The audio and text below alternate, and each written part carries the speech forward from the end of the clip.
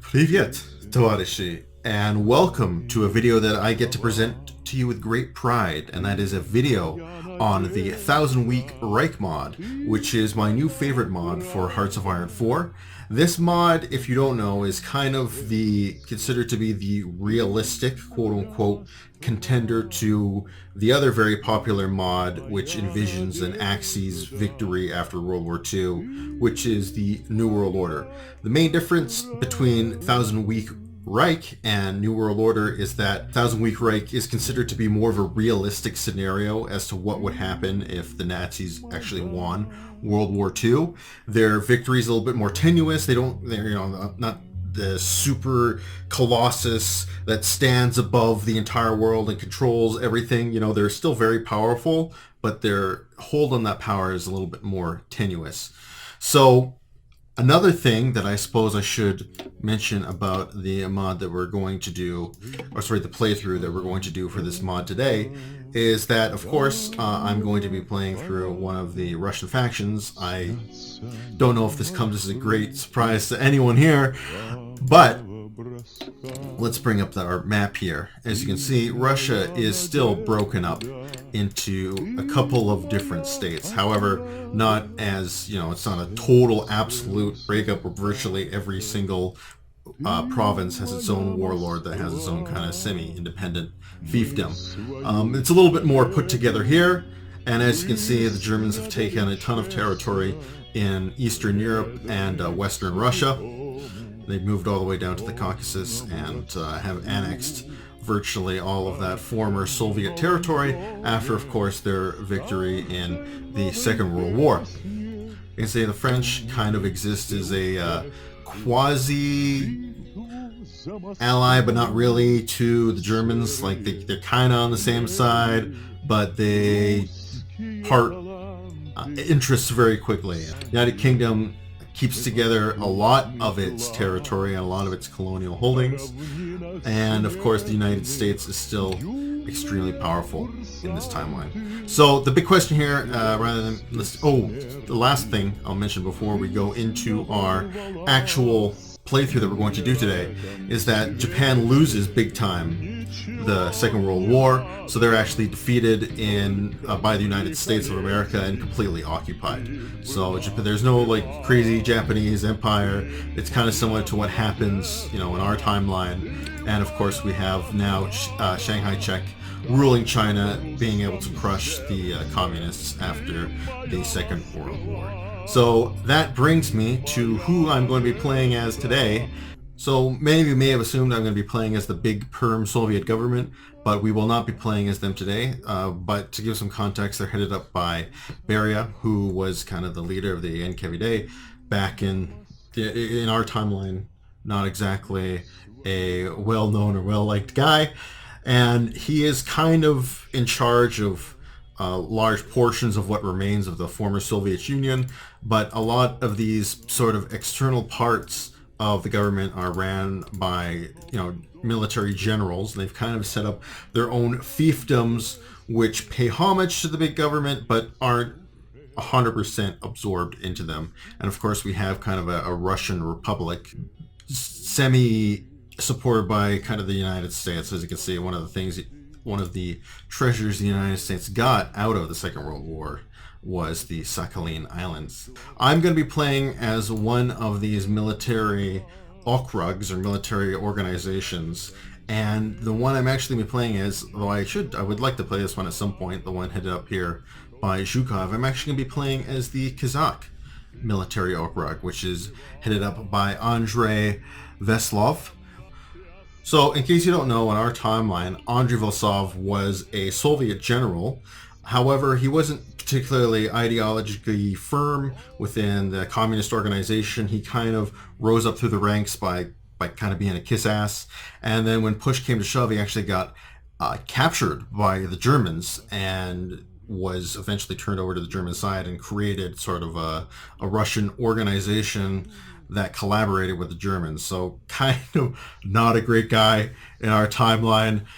In any case, another reason I wanted to play this particular faction was because I happen to have a good relationship with the modder who worked on this focus tree and worked on this faction, because he not only happens to be a viewer of the channel, a fellow comrade, he's actually a mod on my Discord, and of course, a Hearts of Iron modder extraordinaire. So a big shout out to my man Stallone, and not only that, a big thank you for the help that you do for me, the work that you do on the Discord, and the work that you do for the Hearts of Iron 4 community at large. Hopefully we can do it justice in this playthrough today. So here we go. Kazakh military, Iron Man mode, Thousand Week Reich. So unfortunately, our little Soviet fiefdom starts off in a pretty grim state. Don't have a big army, but I'm going to take it, form it up. I'm going to put Vasilov as the field marshal. Off you go. We'll jump into our first focus here. Beria's punishment, Vasilov's comeback. Comrade Andrei Andreevich was sent to Kazakhstan in what was more or less a sort of glorified exile, as Beria sought to solidify his power without taking violent steps. But Kazakhstan is by no means the end. Rather, it is a new beginning for Andrei Andreevich, who shall use Kazakhstan as a springboard from which to make his return. Couple of interesting mechanics that TWR does for Hearts of Iron. One is the GDP mechanic, which shows the largest economies in the game, and just what exactly is it based on? It's based on a formula accounting for a country's civilian, military factories, and resources. So anyway, here's the GDP screen. We are ranked at a hefty 71 per... Sorry, that's grim. Yeah, we're ranked at 71st. Number 1 is the USA. Number 2 is Germany. 3 is the UK. 4 is China. And then 5 is Italy. And then there's some of the rump states nobody cares about, rounding out the top 10. So, of course, there's also the UN. Yeah, so we can see the UN, which we can make resolutions to. Unfortunately, I don't believe we are part of the United Nations. So we can't really do anything to them, so it's not really for us. And then of course the nuclear system, you have to be able to, first you have to research a couple nuclear techs before you can actually unlock the ability to research nuclear weapons. If we go over here, we can see it right here. So I can't research a nuclear bomb because I don't have the nuclear capabilities. So sad day for me. If I actually want to get a nuke, I'm going to have to do extensive research before I get there. So that kind of rounds out some of the ripples that TWR gives to the Hearts of Iron formula. I think we're ready to go off of that. So with our first techs, we'll do nothing crazy or fancy. We'll do construction and production, and let's see if I can get my guns upgraded, because they're still using World War II rifles. This is how bad our situation is, so it's very grim. Fortunately, our little outpost has a considerable amount of military factories, so really we're just going to do guns, and we're going to do anti-tank because they're important, and I'll show you why a bit later. I don't really want any actual vehicles because I don't really think I've got any oil to fuel them if I did. So if I go to my templates, if I'm not mistaken, neither of my templates actually use any support equipment. No, but they do use artillery. So we'll pop on artillery, and then that'll round out our production for the start. Come to events, we can't really modify the government yet. We don't have any political power. And I think that'll round out our first moves. Here we go. We can get a little bit of story background here. Vasilov's Kazakhstan. When Beria took power in 1946, he felt there was a distinct possibility of his own deposition in the military, both from the left and from the right. So seeking to deal with such threats without directly purging members of the military, he sent his two foremost rivals within the Red Army to deal with the tenuous situation in the regions regarding the German occupational zone and the nascent Turkestan. The former went to the formidable and brutal Ian Konev. The latter went to the man of the hour, Andrei Andreevich Vasilov.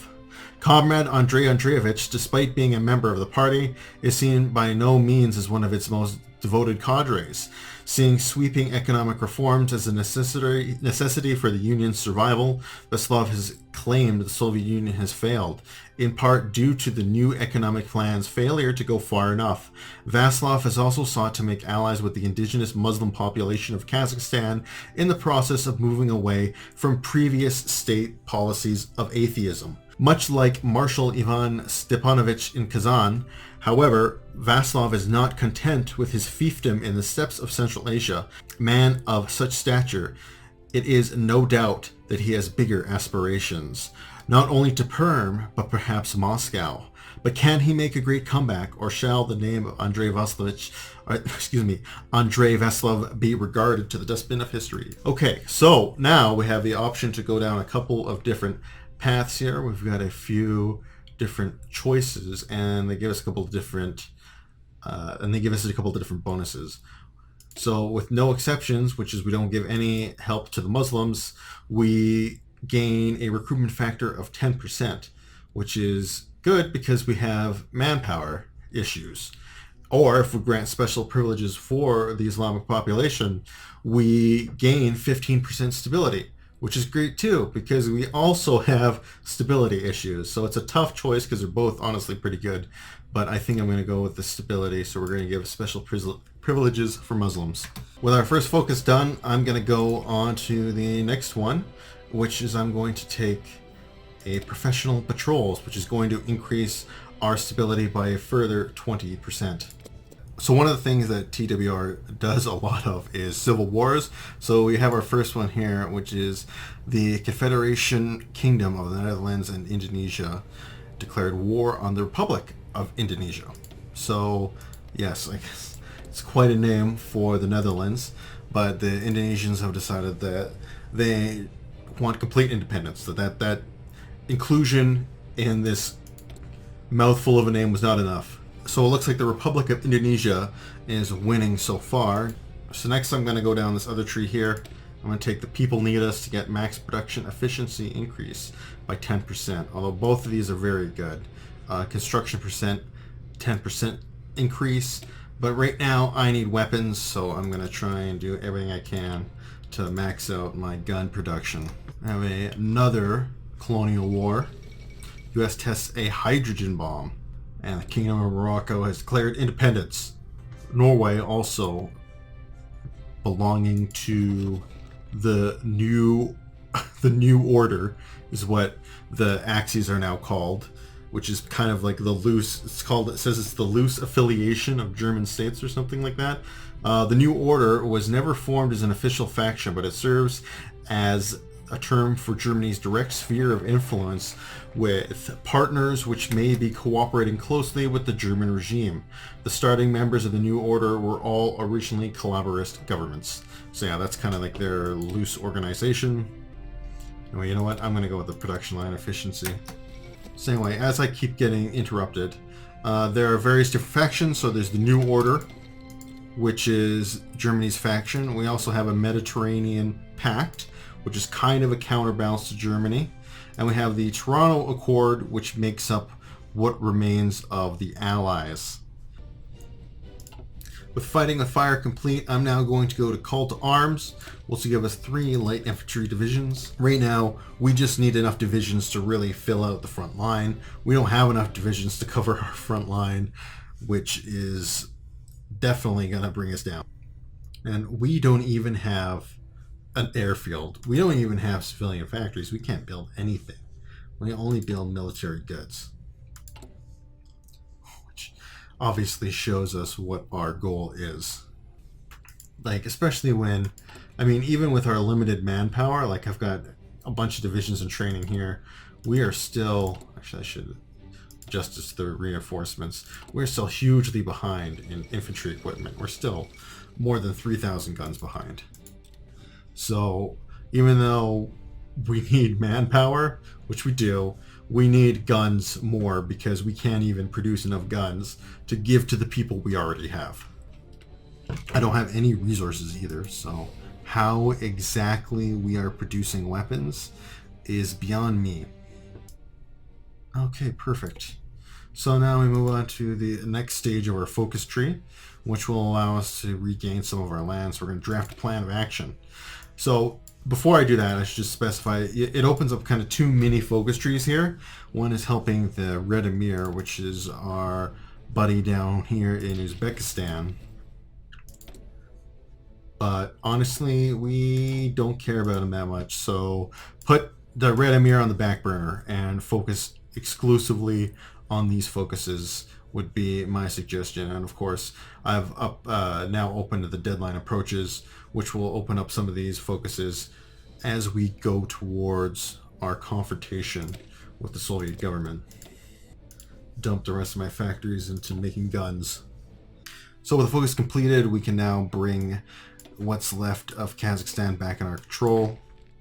Trust me, we're going to crush these guys. I don't even need to worry about the fact that I don't have any organization because I forgot to take them off. Exercising, it's going to be easy peasy.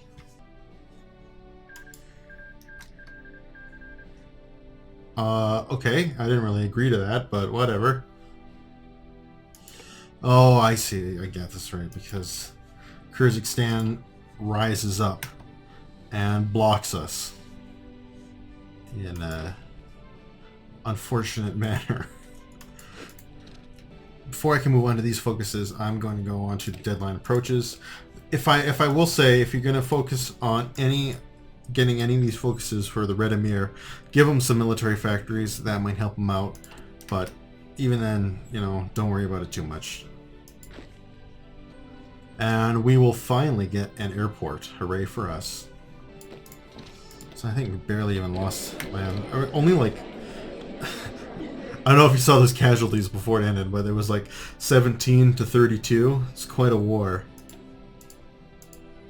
Well, it's okay. I definitely much rather have a fast and quick war than one painful, bloody, drawn-out one. So that was the end of that. But as you can see when I was talking about manpower, that gives us a huge pool of manpower that we can now work with. Thousand Week Reich has a differentiation between light divisions and heavy divisions. So one of the things, heavy divisions is your typical heavy, or looks like your typical infantry brigade. It actually requires anti-tank equipment to function properly, whereas light divisions only require infantry equipment. So that's why you have to manufacture a little bit of anti-tank equipment at the start of the game, because you'll probably have regular divisions which need it, as we do. Oh, I see. There is a Vietnamese Republic. This time it's in North Vietnam, whereas the South Vietnamese are fairly communist. They believe in Hoism. It is the name of practice developed by Ho Chi Minh during his rule as chairman of the Socialist Republic of Vietnam. Hoism involves the idea of permanent revolution, emphasis on the importance of peasantry, small-scale industrialization, and agricultural collectivism. So right now, there's nothing we can do but prepare for the inevitable. There we go. Now everybody is reinforced, which is awesome. So we're going to actually start filling out our lines by spamming out infantry, like that. Ah, okay, I see. We have Mikhail Suslov as the new ruler of the Perm Soviet government.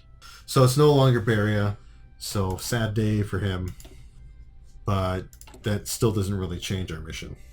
So now I'll take, and so it will be, and finally gain a reasonable amount of political power gain. Although I wish we could put our capital here, Alma-Ata, just because it's the obvious place where a capital should be, not right next to the border and on a plain, but rather, you know, in an easily defensible area that's easily defensible, has a lake at its flank, mountains on its flank. No, don't want to do that. Perm moves to N Okrugs. There we go. We'll have to act quickly then. So I really want to get this, confirming the secret alliance, which will give us a secret alliance with the Mujahideen. God, I was hoping I could get at least some of these guys out of green. But then again, the Soviets are not moving very many divisions in to meet with me. So we've completed all our focuses up until the civil war that is about to happen, because, well, they've told us it's going to happen. I mean, we can choose to avoid it by submitting to them, but I'm not going to. So at least I'll get to give the Emir his military factories, and that'll help him out a little bit before the war actually starts. This is, well, obviously, we can't really let them get any territory on us at all, whatsoever. Come on, the tension is killing me. Please, let's fight this out. Fine, whatever. You win. Uzbekistan, you got your focus. Oh, maybe that's why they're not declaring war. Because they are not doing so hot against the Kazan military. Man, look at them go. Just extending a big, middle finger up into the Soviet Union. Oh man, here we go. Here's the big Slavic revolt. As the Slavs try and overthrow the yoke of the German occupation. And things just fall apart. I see you got the National Republic of the Ukraine, the Southwest Red Army Command, the Moscow Red Army, the Don Free State, the Mountainous Republic of the Northern Caucasus, which is a great name. And you still have like the German garrison trying to hold out and fight back as well. They did not get their epic encirclement. Oh, they got a smaller one down here. Yeah, it's a shame that I think that they're going to win this, which is going to make things harder for us. I wish, though, that I could take advantage of this, because I already know... Whoa, what's going on here? Oh, okay. We've got another Soviet Civil War.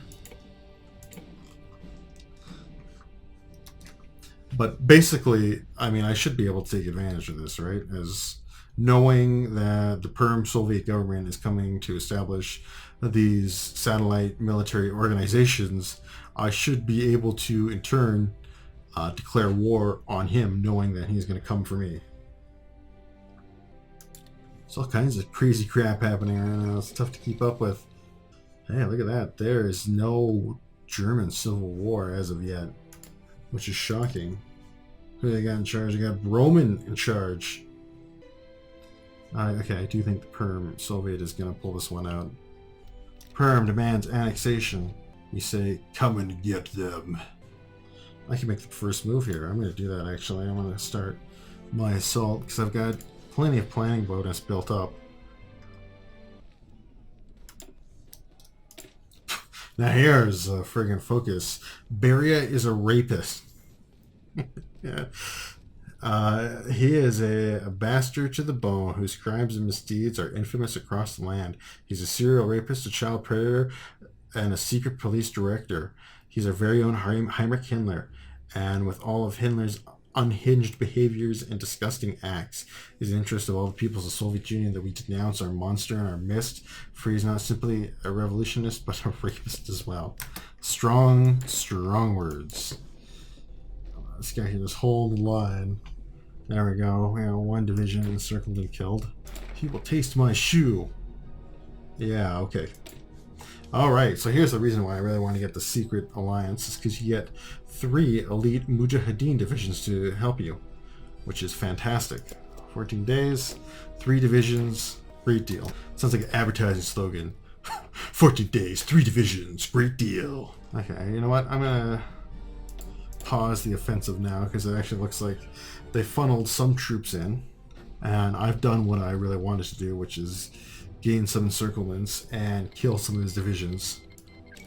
We did get the Civil War. I thought for a second they would avoid it. So who do we got? We got Himmler and the SS doing their thing. We got Broman just broing it out. And then who's this last guy? Manstein, Erich von Manstein. That is interesting. I don't think I've ever seen him control a faction yet. Here come the Mujahideen to help out the Soviet Union. Destiny favors Vaslav. Sure, we'll do that. Get the increased attack. Conservative victory in Canada. Very unimportant for our current state of affairs. But what is important is we actually managed to gain control of this railway and river actually gain some supply, which is wonderful. It's going to really hurt the Soviet Perm government in this area. Now I want to see if I can make another thrust here. Well, I gotta say, things are going extremely well. Because once you take key supply depots, especially if you're fighting in a place like Russia, there's a lot of distance in between their supply depots. It's like these guys are deorging hard. It's really not a good situation for them right now. Right, I think that's all of us. So all of our focuses for now until we win the war here. We're not anywhere near our next supply depots. But the good thing is neither are they. Trying to make a rush to Chelyabinsk here. Alright, well, we're able to actually push all the way up here.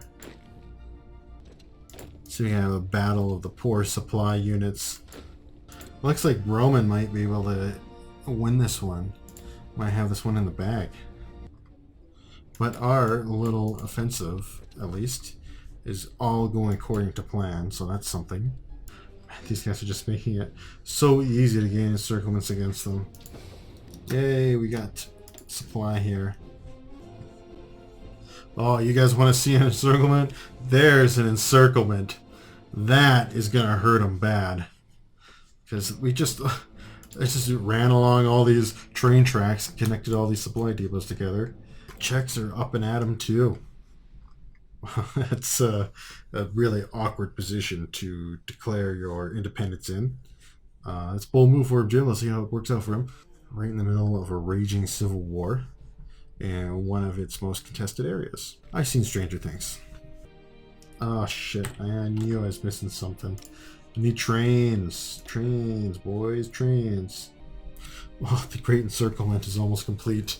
And once that's complete, I may as well just launch the general offensive, which will probably crush and kill them. Man, the Swiss are angry too. Yes, they are. And unfortunately, the bold Czech uprising did not work out for them. Well, maybe I'm speaking too soon, as they still hold their capital, but for how long? I'm not sure. Let's wrap up this big encirclement, and then I'm going to do a quick restart, because I would really like to see what the casualties are. Call me ghoulish, but being able to see the casualty breakdown is honestly one of the best things about Hearts of Iron 4. He's right. Do you know that? Okay, now we can finally see our casualties. We have sustained 21,000 casualties in comparison to 156,000 by the Perm Soviet government. Oh my god, the Commissariat of Uzbekistan actually won. I've never seen them win before. That's amazing. Yeah, it's very much so over for the Perm government. And that's it. Now, the largest Soviet state belongs to Veslov. Beautiful. So now, this next focus, we'll move on to the second part of the focus tree. Alright, here we go. Boom. As you can see, we now have access to the next focus tree. We have a victory for pragmatism. Yay. And as you can see, we've now changed ourselves to the Western Soviet government, and we have a new flag, which is the hammer and sickle and a blue star. Well, now that we actually are kind of a country, in fact, I think let's check the GDP. Are we on the board? Not quite. So close, number 13. But we have made quite an explosive jump in the rankings from 71st to 13. Start to round out our Air Force at least a little bit. Alright, so with the fall of Perm and the Soviet government, our status to the true heir of the throne of the Soviet Union has been completely cemented. Andrei Andreevich is now the new premier, and he shall guide our mother along the path of socialism to greatness and victory over the fascist menace. But there's much work to be done. The Union's army is in disarray, plagued by internal conflict and dispute. Vaslov's economic reorganization has yet to even begin. Splinters, American puppets, and the Germans are in control, or remain control in large swaths of our republic. And as if all this weren't enough, the forces of both the Kazan, Okrug, and Beleria's NKVD will continue to cause chaos through the areas under our control. There's much to be done. Indeed, to let the work to begin. The Union shall be renewed amongst power, struggle, decisions. So, now, we We have a power struggle between Veslov and his second in command, Vasily Rakov. Second in command to the Western Soviet government and the leader of the Air Force, Vasily Rakov gained prominence during his time in Kazakhstan, working with Andrei Veslov's government to dismantle the tyranny of Lavrentiy Beria. Due to his willingness to cooperate with Andrei Veslov, his role in the socialists and his role in the socialist wing, Andrei Rakov's role in keeping together a united front was vital for Veslov's current success, making him the undisputed contender for Veslov's current leadership. So, anyway, that's a bit about a second in command. And between the two influential leaders of the administration, Vasily Rakov and Andrei Veslov, a pair of unusual partners working together under extraordinary circumstances. After these two were sent to handle Central Asia by the Beria regime, they managed to restore order and formed a coalition government representing the two dominant camps, the anti-Beria pragmatists and the more traditional socialists, united in their patriotism and hatred towards the current state of affairs. So obviously these two guys are kind of at odds, Rakov being a more traditional socialist and Veslov being a pragmatic socialist. So anyway, we have a choice between the two. So I wonder which one I will go down on. Wow. That's definitely making it into the final video. Alright, so now we kind of have options to do with the remnants of the former government and also those who were cast out by it, such as us. So we can have both Konev and Stalin come and serve, but it's not the Stalin you think it is, because I'm pretty sure he just disappears in this timeline. We don't know where he is. He just kind of, it's his son actually, if I'm not mistaken. Vasily Stalin is now a general of ours, which is kind of interesting. So we're just trying to core up some of these various areas of the Soviet Union that aren't quite so amenable to our rule yet. So as you can see, large parts of the former Perm government remain pretty unhappy with us. So we'll just have to bring them over to our side. Look at that, we're on the board now. We're number 10. We're number 10. So now, with the internal distance focus completed, we have a choice what to do with these opponents of Bavarian government. And the one you want to do is put them on the front put them to good use on the front. The reason why you do that, even though it costs 150 political power, and we're losing political power as it is, it will give you access to the synthetic rage focus, which gives you plus 10% division attack, plus 10% division defense, infantry division that is. That is a wonderful, wonderful thing. The Civil War drags on. The Swiss managed to gain independence. Good for them. What a fight indeed. Alright, so we have actually some new land doctrines in this game, or in this mod. Both the naval and air doctrines remain the same. However, we have the combined operations, which is focused land-air interceptions and a wide spectrum of combined troops. We have the asymmetrical warfare doctrine, focused on resistance, irregular asymmetrical warfare, fight the war with your rules at their cost. And then we have strategic theorem, extensive planning preparation. Along proper reserves is the key to a large-scale war. I think we're going to go with the combined operations. Amazingly, the Vietnamese is still fighting the Chinese. Still slowly giving ground, but I wonder if we can actually see. Let's see the casualties in that war. Oh, good. Now we shall never know. We shall never know. Just because I asked. I dared to ask. I dared to wonder. And the universe said, no, you shall not know. I just realized that Zhukov was overthrown, and now Khrushchev is running the show here. And he's facing off against Leonid Brezhnev and the Norilsk National Revolutionary Government. This is definitely a faction I will also play as well. I looked up this city here, Norilsk. It is not good. It's a grim, industrious city found in the 1920s as a mining complex as part of Gulag camps. It was granted semi-permanent designation just before the fall of the Soviet Union. Since then, it has grown significantly as an administrative center for the USSR government Soviet Union. Yeah, in real life, it's like, yeah, they put some gulags there, and it's one of the most polluted places on planet Earth.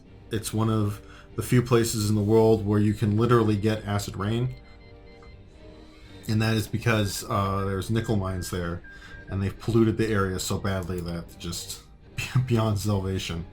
I don't know how I've got enough naval experience to get naval doctrine, but I'll take it. Adolfsberg. Now we have to get to work. I'm not researching synthetic rage until I actually need to fight somebody, so I'm gonna keep it there in my back pocket for when I need it. Oh, they signed away peace.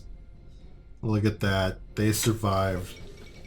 China withdraws for Vietnam. After that, now we get to work focus. We can finally begin. Well, we could do the Russian unification, but unfortunately, we don't have any of these territories quite yet.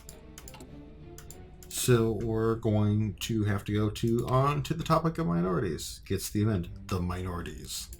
Oh shit! The restoration of the Russian Empire. And now they are facing off against the Western Soviet government. I think I got Vladimir the First, but at least they renamed Adolfsberg to Petrograd. So with the minorities, they say they deserve more rights, or we could say minorities, you mean Soviet citizens, and increase Rokov's influence, or we can do neither and get the junior republic's decision. But like I said, I want to jack up our boys' influence. So now we're going to get the Red Emir. We're going to figure out what we're going to do with this clown. So I wonder what we're going to do with that clown. I wonder what we will do with him. I don't know how this makes any sense, but I guess there's now somehow over 100% influence. We have 110. We're given 110% influence in the Soviet Union. That's just how wonderful it is. Our southern comrades in Uzbekistan have been friends from the days on the Kazakh steppe. They've been here for us, no matter what. But the Union must be reunited. We should send a telegram to our comrades requesting formal unification of our governments. Benefits for him, of course. Or we can do a preemptive strike, going guns blazing, and ready to fight. Obviously, we're going to go in guns blazing. The Red Emir just does not have what is necessary to hold us back. And this is not even a full army group. I mean, we've already taken the capital of Samarkand. That should wrap it up, right? Really? You guys are going to keep going? Come on, please. Please let this be it. Thank you. Alright, goodbye Uzbekistan. We barely knew ye. Central Asian machinations. I think this lets us take out these last two small Central Asian states and bring all of the Central Asian steppes back into Russian control. Oh shit. Look at that. This is not connected, I just noticed. Well, we can at least connect the railways. That will take a lot less industrial capacity than to build a whole new supply depot. I have no idea why supply depots are so friggin' expensive. And, you know, you just think that there's like a warehouse to hold supplies, but for whatever reason, they take an eternity to build. And it looks like Khrushchev beat out Brezhnev. Battle of the future Soviet leaders. Alright, here we go. Man, they don't even have any divisions. It's kind of sad.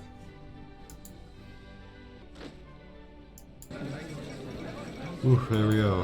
That was quick and easy. Now we can say bye-bye to the Tajik national state. Oddly enough, they have decided not to deploy their sole infantry division on our border, but rather in the one square of impassable mountain terrain, which would be a very great strategy if their capital was on this particular one square, but it is not. Wow, why is Portugal giving me Lend-Lease? Okay, whatever. I'll take their interwar rifles. Wow, the Tajiks are gonna give me 1,000. Wow, 1,000 interwar rifles. They only had 3 wartime rifles, though. Look at this train slowly making its way up to northern Siberia. Or not northern Siberia, this isn't Siberia, northern Russia. But at least now, this allows us to get some supply to our troops here in the north. Oh, that reminds me. Why don't I reintegrate Turkestan now that I have the capability? Look at this, we're up to number 6. Though the top 5, I think, have been unchanged. Entire game. Oh, with bread finally completed, I can say, nope, not the private sector is not going to help with that bread distribution. Only the official shall. Next, move on to better goods for the citizenry. Who's declaring war on me? Soviet Republic of Nobritsk. Interesting. Not expecting them to declare war on me, but I guess stranger things have happened. And we're finally starting to unlock some civilian factory power. We finally have 15 factories. We can get a full stack going. So I'm really not that worried about this war. The only part I'm worried about is this northern front here, which could pose a problem. I'm hoping this city is a supply depot. Yeah. So I'll just have to capture it and then build another gigantic ass railway up there. But again, it'll be a lot faster to do that than to build a whole new supply depot up here. Oh shit. That's not good. I should put in this synthetic rage. So I've managed to stabilize the situation here a little bit. Basically, I'm going to go on a offensive and try and drive my way down the Trans-Siberian Railway to their capital. Up north, I've just completely abandoned the front. I wasn't able to take Norilsk quickly, so basically I decided, you know what, I'm going to pull everybody back closer to my supply depots, and that seems to have been the right call because they are advancing very slowly here, but as you can see, well, this guy's probably close to a supply depot, but a lot of these other guys are deorging very quickly. But now we actually have an air force to speak of, which is the main thing here. So I am going to actually use them to hopefully get some work done. Just gonna put these up top for now. I do want to get some. Actually, I really want to get some TAC bombers out. The main thing here is I gotta hold Omsk, very important, critical supply depot. But I think now I got enough of my troops in position that we can actually launch an offensive. Let's try that. Let's see how that goes. But one of the things you see, I finally have our casualties here. So we've actually taken more casualties, 51,000 to 36,000. But our army dwarfs theirs completely. And there we go. This is what I like to see. Looks like our offensive is going well so far. Okay, looks like we got our breakthrough here. Right in the area that we want it, which is along the Trans-Siberian Railway. Supply is tough to come by in the Siberian wastes, and the low supply noise is getting a little bit grating. Sad that my bombers can't really do anything. Maybe I should just bite the bullet. I'll build at least one airport up here. Now that I can kind of afford the production. It should give us at least enough air cover to be able to push forward and finish this. I mean, I don't want to invest too many resources into it because I don't think it's going to be very important after this war. But I haven't invested any money into tanks. All my investments have been into the Air Force because I personally think that the Air Force is very powerful in Hearts of Iron 4, especially since the newest DLC. I think even though they've added all this crap for tanks, They kind of suck. I mean, you know, granted, this is a mod, so I don't know how much that has been rebalanced, but that's just kind of my bias.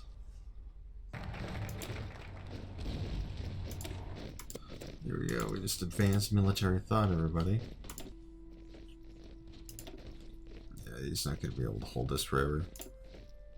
Wow, they are still very adamant about not giving up. I'm gonna have to deal with this over here. It's getting a little bit out of control. But I don't know how they're getting any supply there now that we've taken their capital. Hopefully we can even the odds with some classic Russian RPGs. I like the detail, and we got actually different uniforms between the Russian factions. I don't know if they have anybody defending our capital.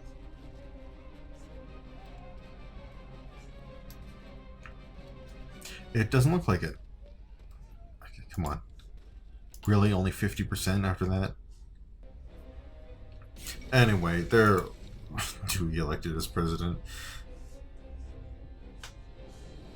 I always thought the name Dewey was funny. I guess maybe it's just like Malcolm in the Middle, but it's always been a name that's difficult for me to take seriously. Try naming the headmaster of your sinister boarding school Mr. Dewey. See if you can get away with that. Well, I also like how many of their troops they were just wasting over here. Like all of their, that's what's happening to all of their equipment.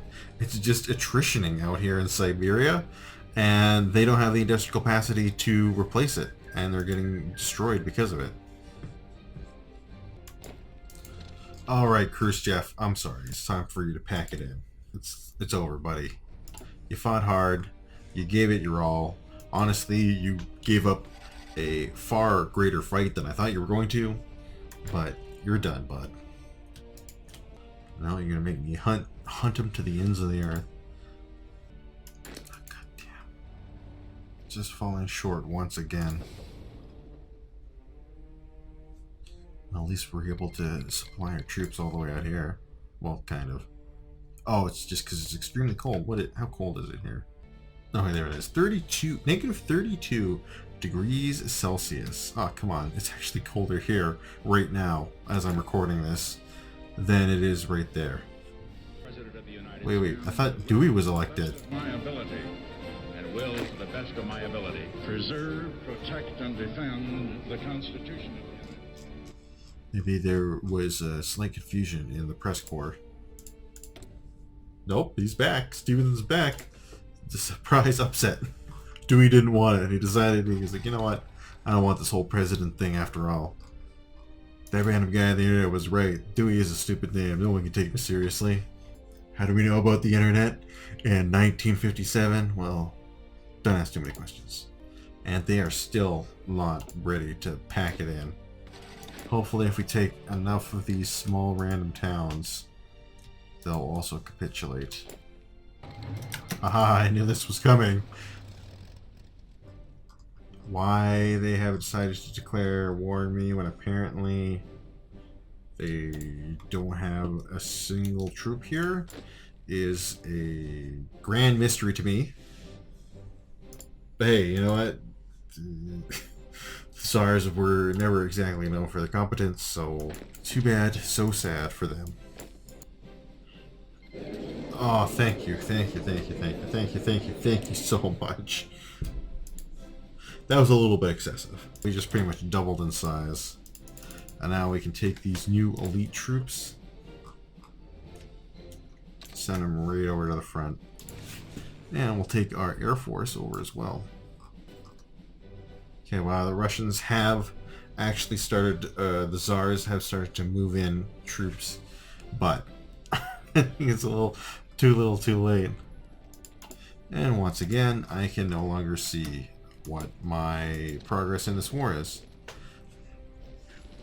So we can see our friends the Tsarists have decided to go a opposite way, and they have gone rather tank heavy. Where are we at now? We are now in the top 5. Reach the top 5, everybody. Our economy is growing. We are growing stronger. Wow, we got a whole supply desert right here. Yeah, it's a pretty nice looking little chunk of Russia we've got here. And they don't even have anybody defending Moscow. And wow, beautiful. We have just managed to waltz right in to Moscow. Well, once again, it appears that our decision to focus on our Air Force has been the right call, as we are just rolling over these German tanks. We can even pierce them. It's probably because our we have decent anti-tank capabilities.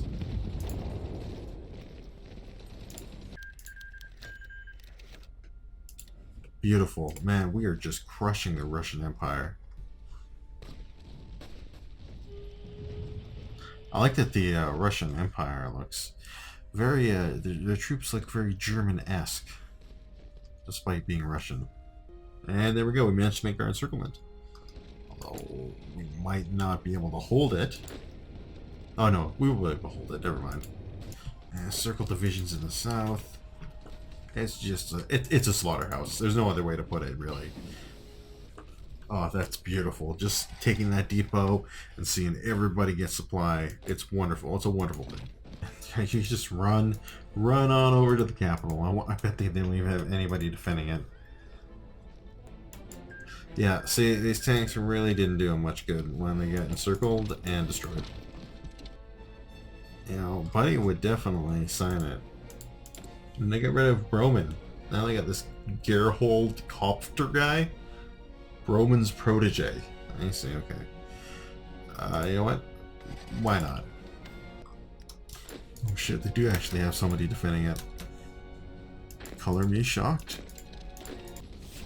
Did we change our uniforms after a focus or something? Because now we got these nice, cool red and yellow armbands. That's awesome.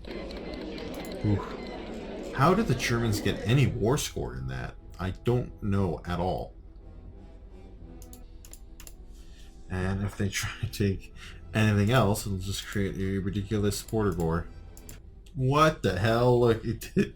Asshole, it did take some. Oh, son of a bitch. God damn. Trevor.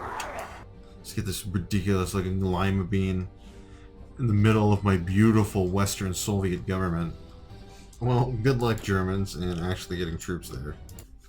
Anyway, what's our... Now, look at that. Now we're number 3. We're right behind the Germans.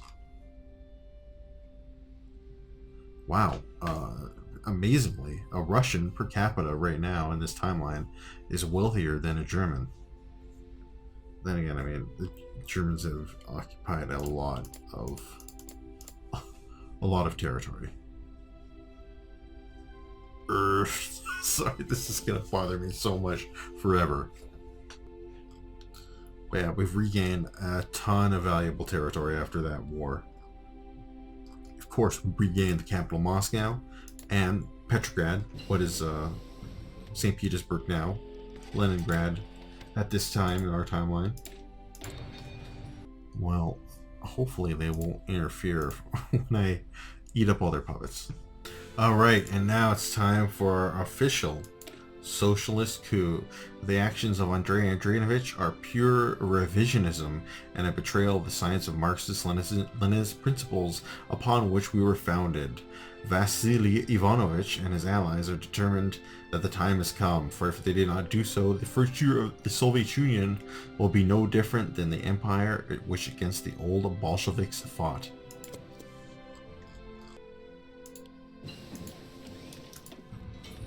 Get our AK-47s out there. Hurrah, socialist coup! Farewell, spineless pragmatists. Wow, he dies, okay. Get Rokhov's focus tree, socialist coup in the USSR. In a move expected by many, Vasily Rokov and his socialist clique have taken over the entire socialist Soviet government, announcing an end to Vaslov's borderline capitalist revisionist line. And he's promised to return us to socialism. Lovely. Who is declaring war on us? Probably the Germans. The Russian Republic. Oh, never mind. Alright, Russian Republic. You better be ready for this one. Yeah, Dawn Free State is not going to be long for this world. Alright, let's smoke these Republicans. Oh, finally. See how things are going over here. Not great. Not great at all. It will be perfect once we get supply there. The Reichskommissar are looking kind of fearsome here. Definitely got a pretty good hold on Eastern Europe.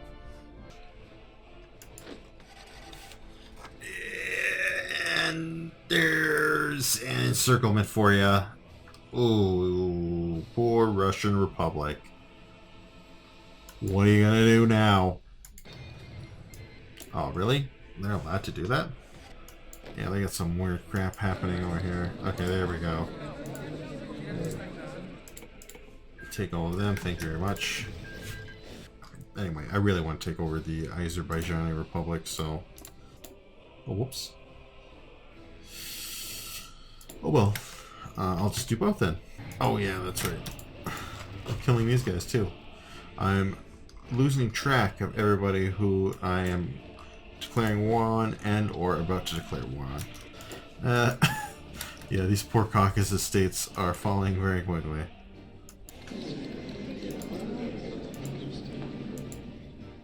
Man, they capitulated at the same time. And then we'll take Armenia out and we'll have reclaim the entire Caucasus.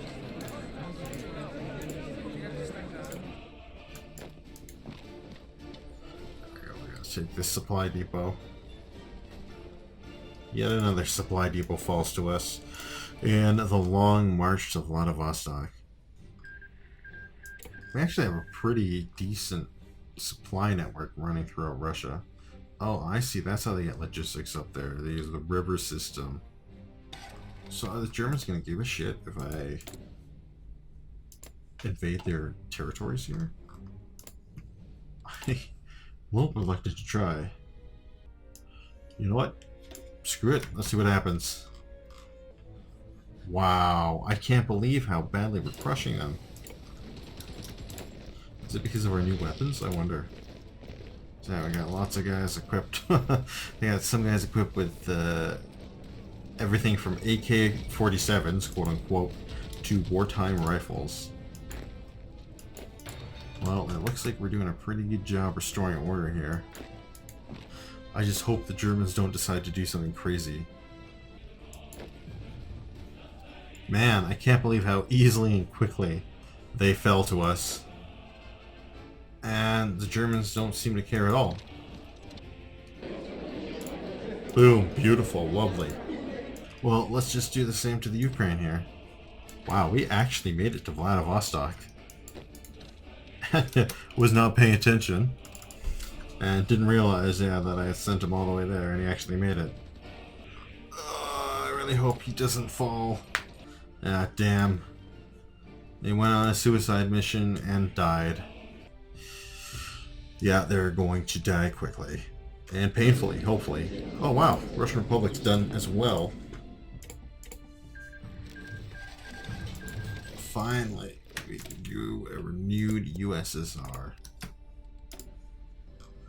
Boom, look at that. We're almost back to where we were, except for this horrific blot on all of our existence. they can't even garrison it. Like, look at this resistance strength. It's just building up and up, no compliance. I like that the entire freaking Red Army is coming over here. How many troops are we fielding now? Wow, we're still not at 1 million. The invasion of Gibraltar. Oh wow, interesting. Yeah, I don't think it's gonna go too well for him. Man, they're holding this river pretty well. Oh, just have so many troops flooding in. Oh, beautiful. Man, I can no longer bring order to everywhere I go. Unfortunately, as you can see, we do still have one Nazi state here laughing at me, mocking me, taunting me. And then, of course, our weird, random Nazi enclaves in the middle of Russia. Also mocking me, taunting me. So anyway, let's just send everybody over here. We're now the Union of Soviet Socialist Republics once again, and have our beautiful flag restored. Now, I am going to have to see if the Finns will play ball. Now, what are we? We are now second. Moved up to second place, beating out the Germans. Only beaten by the Americans, who still have about $100 billion more in terms of GDP than us. Germans crushed in Ukraine. Yes, they were. Finland. Let's see if they'll give me Karelia. And they did. No, they don't like us very much for all the world tension we've apparently generated by putting our country back together. Ah, it's beautiful. Alright, well, let's pound through this focus tree and see what lies in store. So I've just been running down this focus tree here. Nothing really exciting going on. I mean, we're just rebuilding the Soviet Union, which obviously it needs to happen. It just doesn't lend itself to particularly exciting footage. But what I did want to move into here is now we have enough political power that we can build the nuclear research. Oh, it takes a year, but still, we can build it. So, as I said, we're just advancing down the focus tree. It's just mainly, like I stated again, rebuilding the Soviet Union, rebuilding your army, and going from there. I'm really hoping that I can have a showdown with the German Reich here before this is all said and done. So I think I'm gonna just keep going through here until I get to renewed diplomacy decisions, and then hopefully that will give me the option to declare war on Germany, or at least, you know, do something exciting. Here's something. We got the death of Mussolini. Now both Mussolini and Hitler are gone, toasted. See you later. And now we get the Red Army, Red Premier. Let's see who replaces him. Umberto II. No idea who that is. Great name though. Umberto. Well. We have finally completed the the People's Motherland focus, and it has given us the vaunted declare war on Germany decision. Just so you know, I don't know if I mentioned this, you cannot justify war goals as part of this mod. So anyway, it's time to end this with a spectacular bang and take care of the Germans. Because they actually have started to move troops here, but it's not very many. And then yeah, war on Germany in 30 days. I can finally take care of this. And another thing, we have unlocked the establishment of the junior republics, and with them we can establish SRs and ASSRs, which I assume stands for Soviet Republic and Autonomous Soviet Socialist Republic, but I'm not 100% sure. In any case, we have the opportunity to set some of these up. I'll wait till I get a little bit more political power and then show you what exactly happens there. Oh yes, and I also forgot to mention, we finished our nuclear research. We are 400 days away from our nuclear bomb.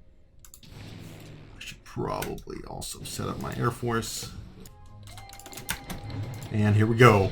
Quickly close up the Lima Bean. Send them on their way too. Holy smokes. That is a rough start for the Germans, it looks like.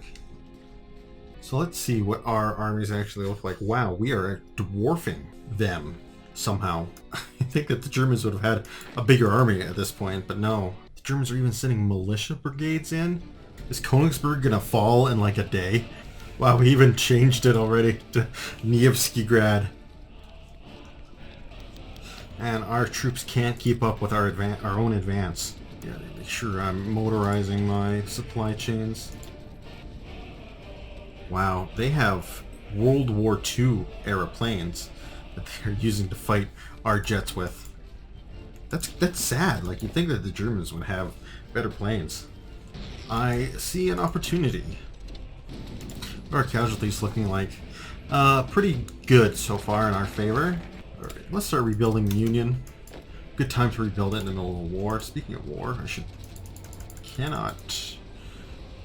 Okay. I guess I can't because I'm not the right specific type of communist. So hopefully Finland won't be along for this world. They're trying to cut the Germans and Romanians in half. Oh, nice. Research immoral warfare finished. It's always a good one to have. And there were no... Hopefully we can hold that gap. But I think they're going to retake it. Oh, no. Push back into the gap. Wow, they are stuck. Look at these Germans stuck in this mountain. Gotta make sure we are bombing the shit out of them. I also think I'm going to increase my air production. Wow, we just got a huge encirclement here. I think this might kill the German army. Look at how many tanks are in here. Like, so much for tanks. Just useless. Getting mowed down by our infantry hordes. Like, and these aren't even great templates. Like, I haven't changed these templates at all since the start. This is the generic template that was offered to me at the start of the game, and I've done nothing to it. Alright, let's see. Please let me see. Yes, okay, good. 400,000 losses now. I should see how things are going on the Finnish front. Not as good as I would like, but you know what? I'm honestly going to stop for now. But man, our Air Force is just doing so much work. I mean, honestly, it isn't really the infantry that is doing the work, it's the Air Force. Yeah, Romania should fall here at any second. Oh, a bunch of German divisions got cut off in here. Yeah, we conquered Romania so quickly that we're way outstripping the supply lines. Oh my god, the Germans are just getting annihilated. After that, they're up to, yeah, 500,000 casualties. Man, we're at the capital's door. We're at Berlin's door once again. Oh, no, they managed to move in a APC division here to help them out. Well, time to bring in the Air Force. Wartime fighter, pre-war fighters. Now look at their Air Force getting slaughtered by our jet engines. I mean, they have a lot of planes here, which is helping them get air superiority, but it won't last at this loss rate. Wow, 9-0. Just getting annihilated by our jets. Look at the horde just pour in. Why does Germany only have 140 factories in comparison to me that has 400 and, you know, almost 450? Maybe they're just not building factories during the downtime. And there we go. Berlin retaken, which we immediately renamed to Berlin. But they still barely taken any percentage towards capitulation. Alright, let's see if we can bust through these Finns. Well, that was clearly the right move. Oh, they got a German tank division here. And yeah, our anti-tank is so good that they're penetrating it. Yep, infantry with air cover. It is the way. I got even outdated tanks that they're putting on the front lines. Well, I'm guessing the Germans did not expect this reversal of fortune. Alright, Helsinki has fallen. There goes Denmark. Another feather in our cap. Wow. Once again, we have filled our order. I always love it when you just kind of draw a vague line on the map and you forget about it, and then your troops are actually able to reach that vague line on the map. Feel like a proud father. Germany looking like a big sad bite has been taken out of it now. For my nuclear bombs. I'm still a long ways away from my nuclear bombs. I'm surprised the Germans haven't tried to nuke me. But I guess they can't really reach Moscow. We're ending the final phase of this war, and the Germans have now reached almost 1 million casualties. I wonder who will fall first. Nope, it will be Finland, because they literally fell before I could finish saying it. Oh, anyway, now that we have definitely have political power, I can show you what happens. So let's choose one of these. Choose Uzbekistan. So we have the choice of establishing an ASSR or an SSR. And to be honest, I really don't know what the difference is. Established it. All that it says is that ASSR, you gain a state modifier, and SSR, you gain a state modifier in this region. But it is more impact. This one is more impactful. So seems like SSR is the way to go. And there we go. Fall of the German Reich. Please give me back my territory.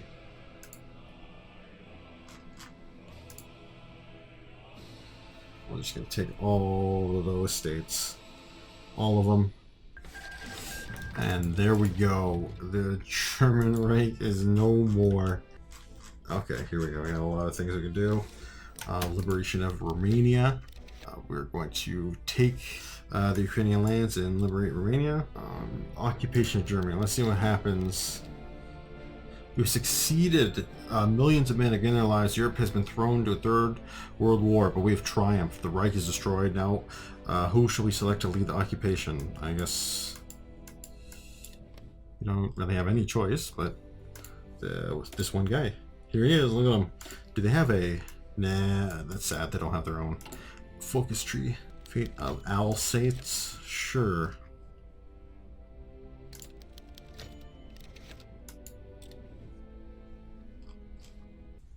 Wow. Look at this. They have a random little bit of... okay, we could probably give this to Poland. There we go. Congratulations, boys. You're back. Poland's back and better than ever. And there we go. We managed to carve out quite a communist little utopia here for ourselves. We've got some... I'm not assuming none of these guys have their own focus tree. I just want to see some of these guys' flags. I want to see the Alsatian flag. And there we go. Wham bam. Thank you, ma'am. I think that's pretty much a wrap. And we can establish various ASSRs here. And they'll give you small bonuses, add one infrastructure, blah, blah, blah, blah, blah. But at the same time,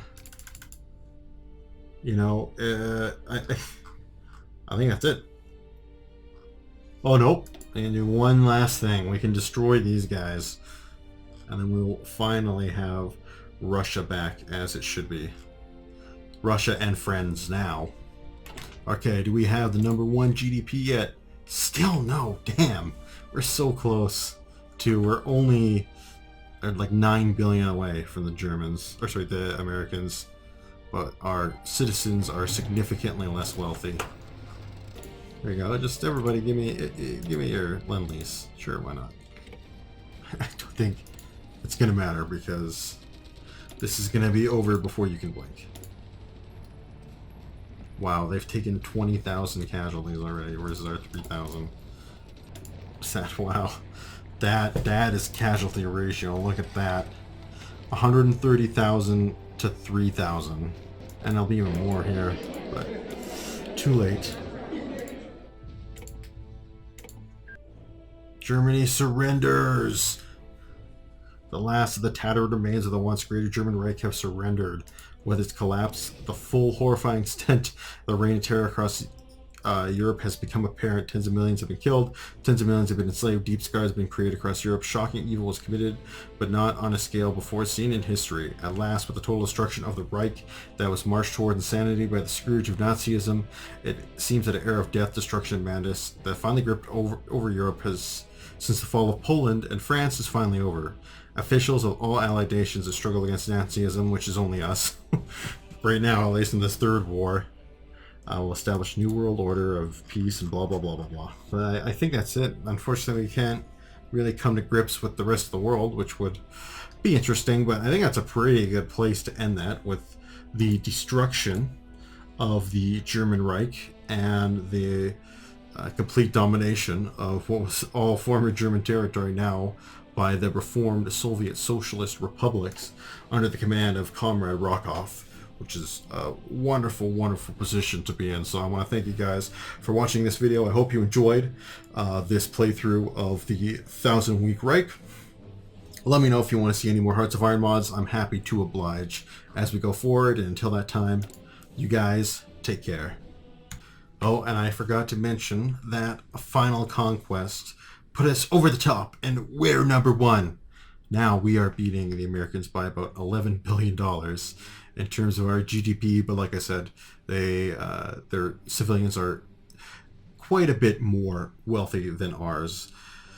But at the end of the day, it goes us, the United States of America, India, China, now United Kingdom falling to 5th, Japan 6th, Italy 7th, France 8th, Indonesia 9, and Kingdom of Hungary #10.